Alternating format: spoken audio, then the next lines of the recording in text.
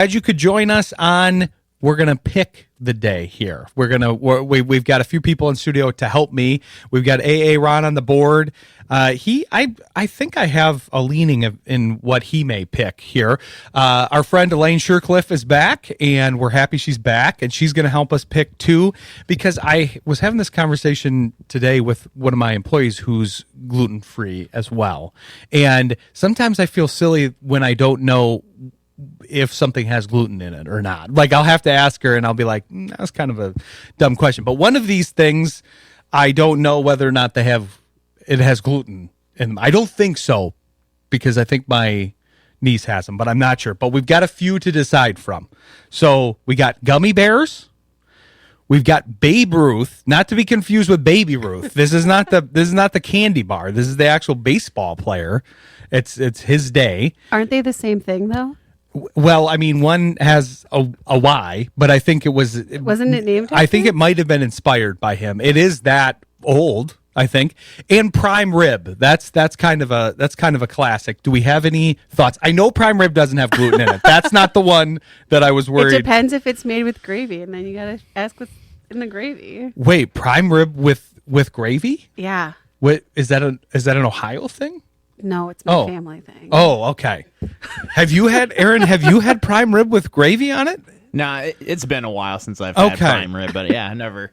I'm not a huge gravy person either, though. So when I think prime rib, I think horseradish. Oh, that's what I think is the accompaniment to prime rib. Me too. But I don't. But I mean, it's not like what I say goes. I don't know.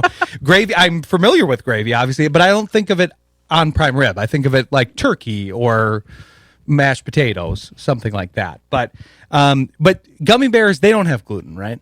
Or do they? A lot of them do. Okay, so it depends. Yeah, it depends. Okay. And it's not so much that the gummy bear itself does. It's when the stuff they use to like unstick it from the conveyor belt thing. They'll use flour.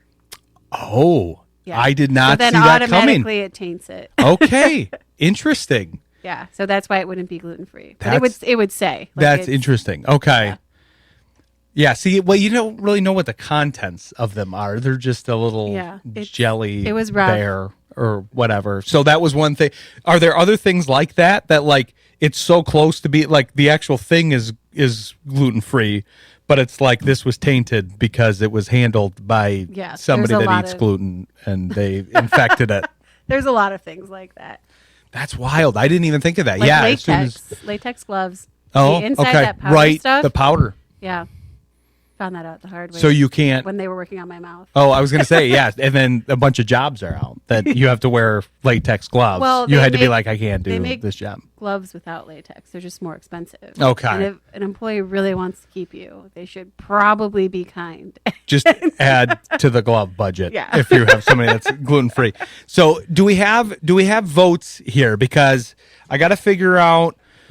So we've got Elaine and then two other guests. I'm looking at the guests. They'll probably be able to roll with anything. One is the play-by-play announcer that's officially been called up to the Tigers, our buddy Greg Gagne, who's officially part of the Tigers announce team now. He's one of the primary ones on the radio, along with Dan Dickerson. He'll be able to roll with anything, but if I remember correctly, he's not a big dessert guy.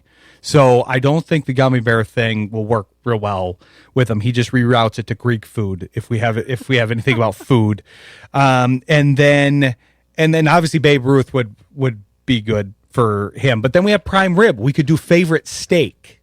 I feel like I have not done that on the show before. Any votes? Any thoughts? I'm all for Babe Ruth because I worked for the Akron Racers, the softball team in Akron that no longer exists. But they played out of Firestone Stadium. And he also played at Firestone Stadium. Okay. So what would be the question surrounding Babe Ruth? Do you like Baby Ruth's or Babe Ruth better? Oh, okay. That's pretty good. Well, what about you, Aaron? Let's have you be the first person to answer that question. Do you like the candy bar Baby Ruth or the player Babe Ruth? And I'll try to think of another homonym while you're thinking about that. I'm going to go with Babe Ruth on that one. I'm not a huge Baby Ruth person. Yeah, I'm not big on those either. Actually, those are not. I don't know that I've ever had one outside of like a bite on Halloween or something. Did he like them?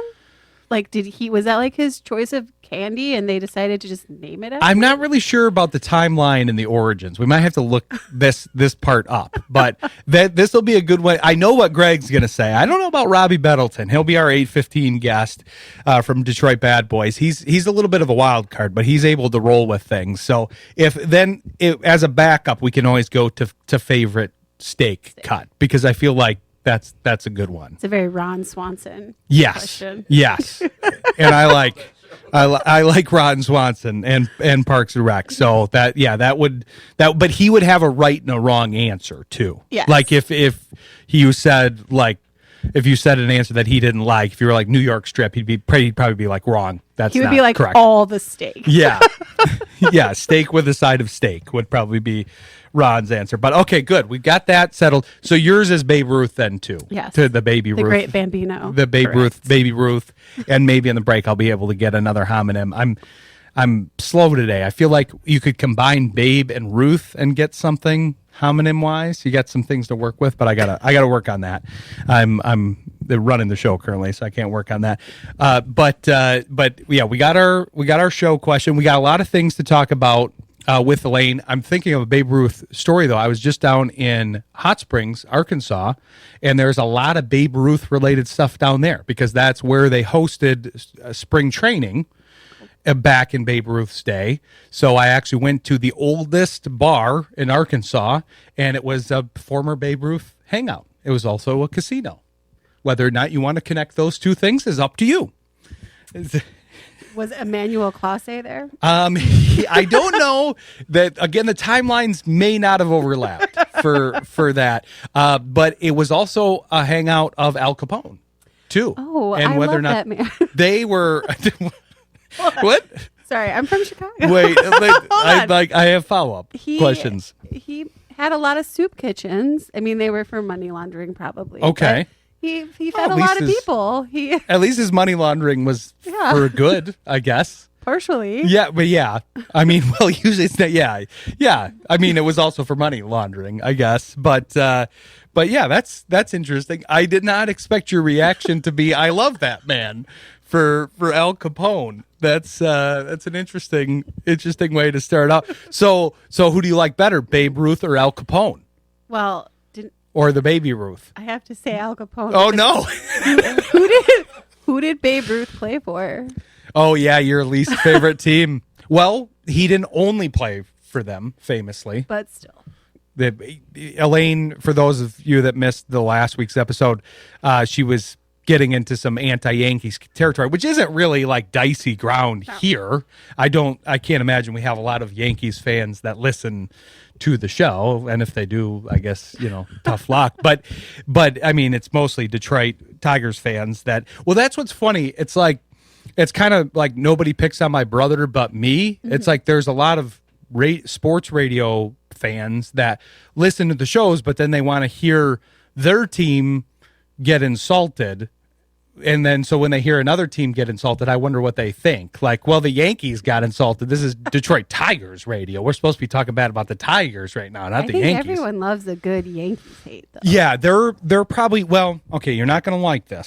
I'm just warning you, but I'm trying to be objective about this. They are kind of the collective team that everybody kind of roots against in baseball. Yes. I always say this about a certain team in college football. Well, I mean, and it's not just because I'm from Michigan. It's but like when I go to the Big Ten tournaments. Annoying. Well, I think we had this discussion. Michigan is highly ranked as well on this particular scale. I want to put together a scale. Number 2, right? But whenever I go to the Big Ten tournament, it's pretty apparent that the most people are kind of rooting against Ohio State. But Michigan might have been one this year because they were also the favorite. Yeah. So Michigan in this year's Big Ten tournament, I think probably was one. Most Ohio teams are rooted against actively, except for the Columbus Blue Jackets. They're like everyone's second favorite team. Oh, well, I could see that, especially recently now. Yeah. That would make sense. When they were really bad in the beginning, and then during the pandemic, people were like, "Oh, maybe we'll like them. We feel bad for them again." And then they started hating them after the 5 overtime game. And then now they like them. Interesting. But not when they're playing. against them. But that's still good to be the number 2 team. I feel like the Lions are close to that territory. We've talked about this with some of the counter intel folks that cover other teams, that they're kind of approaching that. I think they might be now back on the decline on that, but they were at that, I think, for a little bit. Until like the Patriots and the Cowboys disappear, I'm not really quite sure where the Lions would fall on that. Well, I had this conversation with the Cowboys analyst that we have, because he was saying that he thinks the tide is kind of turning on them. Well, this is from somebody on the Cowboys beat. I could try to get him on the phone if you'd like. It has flipped for the Browns, though, in the past few years. People used to like secretly love the Browns and be like second favorite, and now they like really hate It's kind of hard to after the last couple years it's been kind of rough, especially with the quarterback situation. But yeah, Aiden from the Cowboys, he was the one that told us that. We'll probably have him on again this year, but maybe I'll try to have you back in and you guys can argue about who the number 2 team is. But no, it is interesting. I remember the Super Bowl. I remember when they were down to the Final Four the one year, and it was 49ers, Lions, Chiefs, and Ravens. And they took a poll, and they had basically who they were rooting for by state. And obviously only 4 states are involved, but there was weirdly a 5th state that had a random allegiance. But it was, everybody had their states, and then Kansas City had Missouri and Kansas. But then the Ravens had Kentucky because of the tie to Louisville for Lamar Jackson, which apparently is annoying. The Ravens just make me so mad. Well, yeah, this is but you're out on the Browns. Can you be that mad about the Ravens now? It's still ingrained in me. I have PTSD from moving from Chicago to Cleveland the year they took the team away. So I went from like football to no football. Yeah, I get it. And I watched my dad cry. Oh. I saw my dad cry 2 times over sports, and one was when Mark Price, he thought the Cavs were going to win, and Jordan hit the shot. I remember that one. Craig Elo. I think of Craig Elo. I don't think of Mark Price. I think of Craig Elo. Mark Price when it comes to the Cavs. I like Mark Price, but Craig Elo is in that shot. He was the guy. Yeah, and I think of him. I'm the same age as LeBron, and I don't think of LeBron first. Just as how much I like Mark Price. I mean, I'm a big Mark Price guy, and I wasn't even a Cleveland fan or anything, but I would have taken him over Isaiah. Sorry, Detroit fans. And he went to my alma mater too. I liked Mark Price's style, but yeah, LeBron. Yeah, LeBron's still kicking. He's still kicking, and he's doing well in the playoffs. I mentioned that at the beginning of the season because everybody was very high on what the Rockets were doing at the beginning of the season, and I remember cautioning people, I'm glad the Pistons didn't go down that path.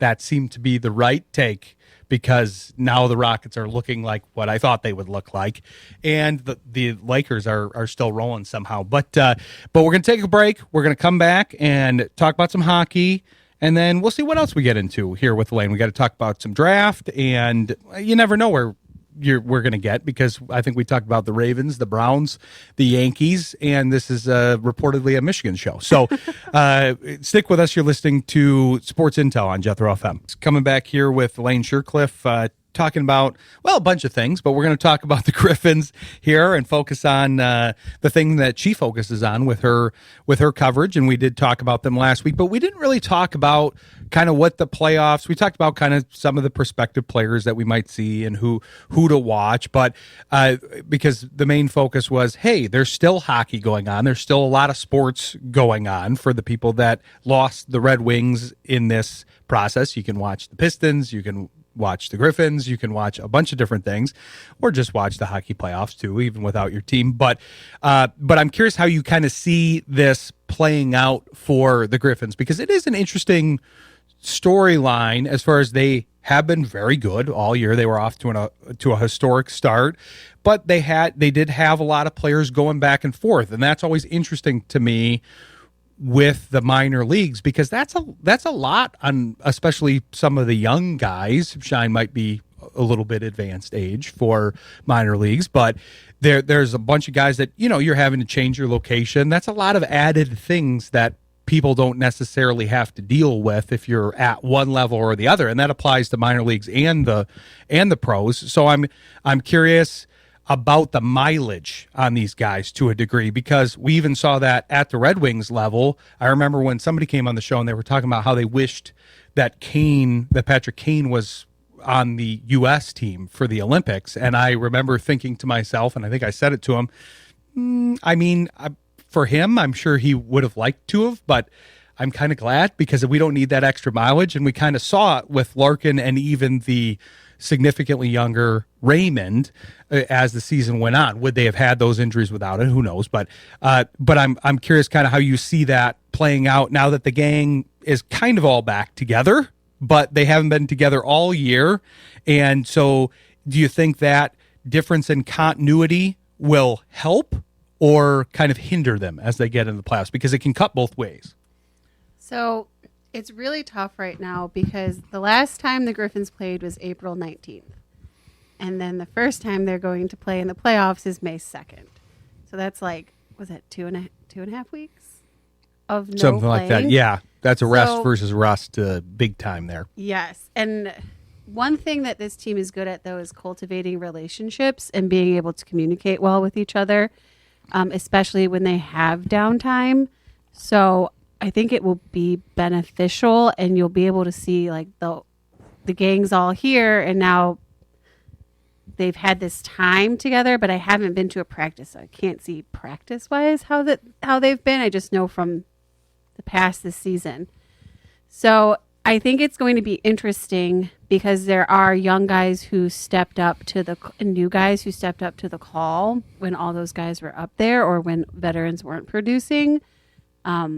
So that's where I'm kind of like, that for the guys who have been up, down a lot, who played a lot more games than 72 games, because they played in both places, I think the time off was good. And they'll hopefully be just rested enough, not too rested. So yeah, I'm not really sure, because there's a lot at play there, like you said. But I think having that time off allowed the new guys to get to know the old guys, and the veterans and the young guys to bond. It is an interesting situation, because it involves a lot of things that I talk about on the show, since we go into more the depth stuff than like, well, why did he lose his edge here, or why did he miss on this shot attempt? It's like there's a bunch of things that went into that, and it's hard to analyze. But I'd rather go to more the root cause and say, like, well, I remember saying this with Gibson at the beginning of the year when everybody was kind of freaking out, like, well, he's off to a slow start. It's like, well, he did move. He's with an entirely different team. He had to move his family, he had to move his location. Now he's playing with different guys in front of him. He's got to learn them. Seems kind of natural. And then he got better. But this is some of what's happening with some of these Griffins. And one of them is potentially a benefit, because this happens with injuries, where you get a guy that gets more usage, gets more comfortable, more confident, and increases his ability.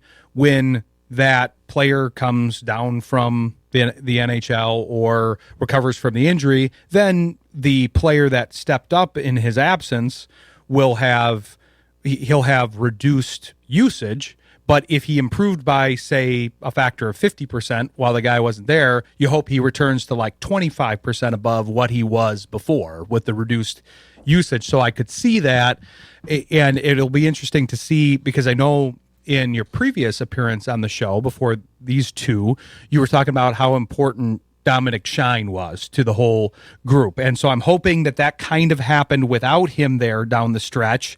And then you're giving me, for the audience, she's not agreeing with this. I'm saying I'm hoping, but I'm setting it up for you to correct me if I'm wrong, because this concept does cut both ways. I'm hopeful about that, but the chemistry can also not be right too when a player returns.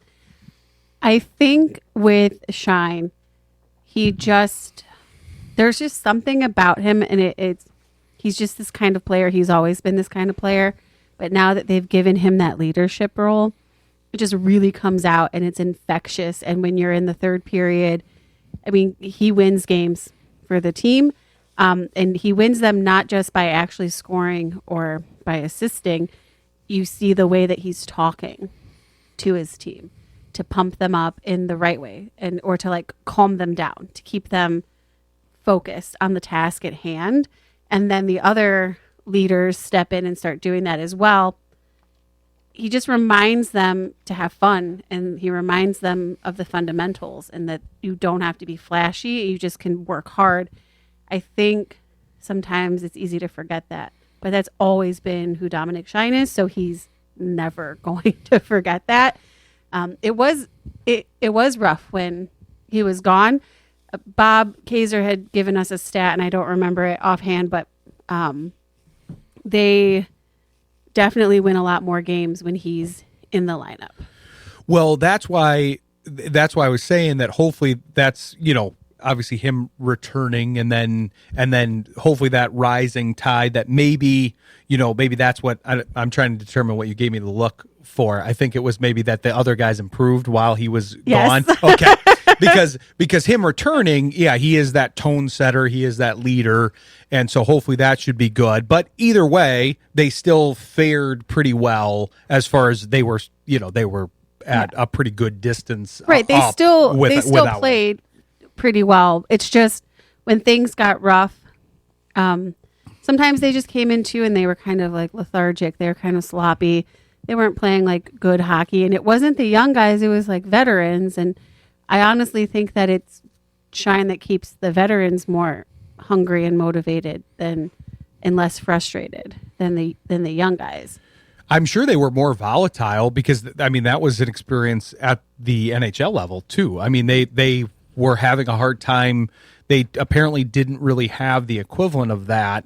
I think they were trying to find that, but it didn't seem like they had that true tone setter where they said, "Okay, guys, let's not get too up or too down through this process." And the Griffins were doing a good job of that because at the beginning of the season, it'd be very hard to not get too up with how well they started. And they didn't, and it was so weird to me. We would walk in that locker room and it would be so chill, and I'm like, you guys are on the hottest win streak in the league, in like the history of the league almost. Like, how are you so chill? And they're like, yeah, it's just another game by game. Like, gotta stay focused, gotta stay hungry. And I'm like, this is great. And that it's one thing to say it, but it's another thing to actually kind of execute on it and feel it, because that's what you say. That's in the list. That's in the handbook that all the players are given, because all these sports, I don't think hockey is scripted. I talk about this all the time with Shane, how football's scripted.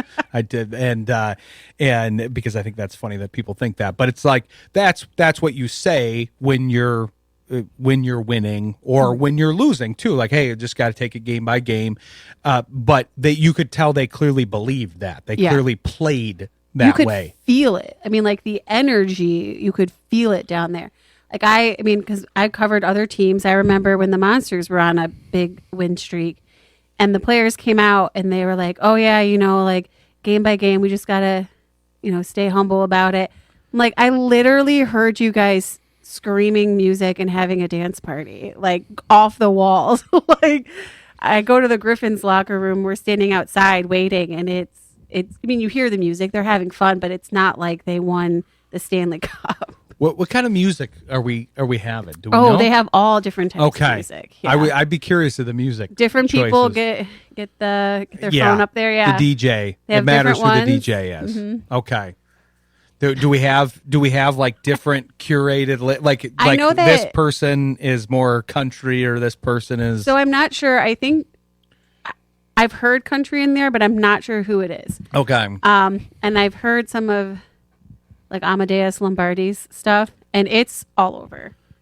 Like, he might like the bumpers for our show. He might like. I think he likes everything. Well, that would be metal from the region that he may be interested in. But because he loves all different types of music. His theme song, like his goal song, is Palmdale by Afro Man. But then last season he was telling us about how much he really loves the Beatles, and I was like, all right, kid, go off. Okay. Eclectic. Yeah. I like that. Yeah, I do like the goal song thing too, because it's just like I like to talk with the baseball folks about their walk-up song. What would your goal song be? My goal song? Yeah, like what would you pick? I mean, my walk-up song was Never Gonna Give You Up. I rickrolled people at a young age. Wow. Yeah, the goal song is different. It depends on where I'd be playing too. Okay. Like if I got to pick my own goal song. I think you got to stick with Never Gonna Give You Up. I think it just transfers. Maybe like Pink Pony Club, throw that in there, see what happens. See, that's too hip. I only know about that song because I was a DJ at a wedding, and then somebody made fun of me for not knowing what that song was at the time, because clearly anybody that's listened to our bumpers can understand that that's not really my type of music. Something like Let the Bodies Hit the Floor. Oh, see what happens okay, there. get everyone aggressive? really aggressive. Okay. I don't know. All right. It's different with a goal song than a walk-up song. Okay. That's interesting. I guess I didn't think of Like those a being celebration different. song. Isn't it like isn't it just a song you like? So the walk-up song is what? Getting you pumped up, and then the goal song is celebration. Yeah. Okay. Yeah. Maybe it's just celebration. Maybe it would be Cleveland Rocks. there you go. No matter where I play. Get a little, yeah. I don't imagine that would do well here in Michigan, unless people are thinking of the Drew Hang Carey on, show. Sloopy. Maybe, some of those wouldn't go well. I think I would have Enya. That would be mine. Which Probably Oronico Flow, but you could convince me for a couple others too. That's great. That both pumps me up and is celebration, by the way. That's both. So that would be both my goal song and my walk-up song. Nice. So that's a little tidbit for the listeners. We're going to take a break and probably talk some NFL draft after the break, and maybe more Enya. Stick with us. You're listening to Sports Intel on Jethro FM. Coming back here with Elaine Shircliff for a third segment. Wanted to talk about maybe a couple teams. We're going to talk about the Bears for sure. We're going to talk about we'll talk about the Lions probably a little bit at the end of the show. Aaron and I will talk about them, but we'll be covering them pretty extensively on Thursday. We're going to have Al Karsten from Pride of Detroit on, and we'll probably have him on for close to an hour to talk about the Lions draft. But Aaron and I will give you our thoughts towards the end here. But since we have a Bears fan in studio, we figured we'd do some counter intel and talk about the Bears, because it's also interesting. Now this is, Ben Johnson's first kind of full year in the system here. I mean, it is his second year, but the idea that he's been there for a full year and now he gets to kind of see what he needs. And I'm curious what you think. I have a couple thoughts looking at their picks, but I'm curious what you thought as a Bears fan here. Well, I noticed about each of their draft picks is that they are very smart and they use their eyes really well. They can anticipate plays pretty well. So that was kind of an interesting thing to me. They also all seem like very good character guys, like on and off the field. So it seems like they maybe also went that route. And they also, a lot of them seem like they're moldable. Like they'll listen to a coach and what they have to say. So I was worried there was going to be a lot of overlap between what the Bears and the Lions were going for, and admittedly, obviously, you don't know what each board looked like. I feel like the boards were maybe more similar than we'd know by the picks, because they ended up kind of going for different positions, different archetypes, but the Bears kind of, I think one of the more surprising things was they tripled down on a position that I think people thought the Lions may take, which is tight end, given that they have Laporta injured right now. The Bears spent an early pick on tight end to now have 3 tight ends here, which may mean they're playing a little heavier personnel. I thought that was kind of interesting. I feel like that might be where Aaron leans on that subject with those 3 tight ends. Then they also drafted a center, so we got to see how his relationship is with Ben Johnson, because his last 2 centers have left. Yeah. So the center thing was, I thought that they would maybe take the safety at second round for the second round, Emmanuel McNeil Warren. But obviously, when they drafted first round safety. I was like, well, that's not going to happen. And now I'm bummed. But Logan Jones is for center. I had to think about it a little bit. But what got me is there was a quote from an anonymous AFC personnel. I think I know what you're going to say. I know what you're going to say. Okay. So they said he's fun to watch. He plays like he's got 2 kids and a mortgage to pay. Like that kind of grown man effort. That's Chicago Bears football, and that's something that Ben Johnson would love. And so I feel like they looked at that kind of want to get things right and play their butt off. I think that even though he's undersized, he has good athleticism and he keeps it simple. And he's got the fundamentals locked down. So I think Ben Johnson's probably got really excited about him being there when they picked him. Well, and obviously he wasn't the decision man when he was at the Lions, but the Lions have a tendency to like a lot of Iowa players. I think they have a connection to the Iowa program, and I wouldn't be surprised if Ben Johnson kind of carried that over, because there's a reason that both of those guys, Johnson and Campbell, and their respective regimes would like the Iowa program and the way they play and produce players. But yeah, I had heard that quote. That was a classic quote. I and this was a little early for that for center in general. I think people had center going a little bit later, but it always ends up being a little different. And people were focusing on offensive line. That's a proven team building method to build in the trenches. I am curious on the Thieneman thing that they drafted Dylan Thieneman in the first round. I'm curious if they would have drafted McNeil Warren had Thieneman been gone. I would love to think so. Yeah. It wouldn't have been a bad pick at 25. No. It was around when McNeil Warren was valued, and I think a lot of people thought that Thieneman may be gone by that point. Right. But it was he definitely would have. It was a strong safety class, both at the top and depth-wise, too, because there were some pretty talented safeties that didn't even get drafted because there was a pretty heavy supply there. Well, and it's hard to look past 95 tackles at Iowa, right? Like, it's hard to look at that and go, we don't need that. Yeah, they got. I mean, even in the depths of the draft, like Keyshawn Elliott's a good pick for later on in the draft. Jordan Vandenberg is a good kind of value, deeper defensive line pick that I thought the Lions could potentially be interested in, and they were taking defensive linemen a lot in that range. Malik Muhammad was a guy that kind of dropped in this draft, and I thought that was a good value. They got a good cornerback value, just like the Lions did. I wasn't sure what they saw in Malik Muhammad. I know his game, but I wasn't necessarily like impressed with him. And then they traded up to get him. So I was like, okay, they see something. So I started reading a lot of the scout reports on him. I try not to do that. I try to make like my own opinions, but I wanted to see what maybe they saw. And almost every single one said that he reads and matches routes extremely well. And that is something that they need in Chicago.